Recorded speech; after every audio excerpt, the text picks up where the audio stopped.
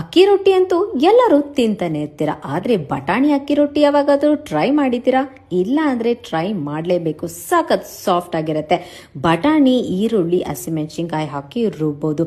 ಅದನ್ನು ಹಸಿ ವಾಸನೆ ಹೋಗೋವರೆಗೂ ಚೆನ್ನಾಗಿ ಹುರಿಬೇಕು.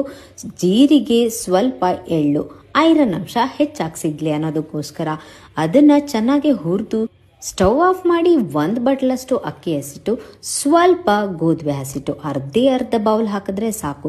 ಚೆನ್ನಾಗಿ ಮಿಕ್ಸ್ ಮಾಡಿ ಸ್ವಲ್ಪ ಕೊತ್ತಂಬರಿ, ಉಪ್ಪು ಹಾಕಿ ಅದನ್ನು ಅಕ್ಕಿ ರೊಟ್ಟಿ ಥರ ತಟ್ಟಿ ಅದ್ರ ಜೊತೆಗೆ ಯಾವುದಾದ್ರೂ ಚಟ್ನಿ ಪುಡಿ ಹಾಕೊಂಡು ತಿನ್ನೋ ಮಜಾನೇ ಬೇರೆ. ಅಕ್ಕಿ ರೊಟ್ಟಿ ನಾರ್ಮಲ್ ಆಗಿ ಎಲ್ಲರೂ ತಿಂತಾ ಇರ್ತೀವಿ, ಆದರೆ ಈ ಒಂದು ಅಕ್ಕಿ ರೊಟ್ಟಿಯ ಟೇಸ್ಟೇ ತುಂಬ ಡಿಫ್ರೆಂಟ್ ಆಗಿದೆ. ಬಟಾಣಿ ಸೀಸನ್ ಬಂತು ಅಂದರೆ ಏನಾದರೂ ಒಂದು ರೆಸಿಪಿ ಟ್ರೈ ಮಾಡಲೇಬೇಕಲ್ವಾ?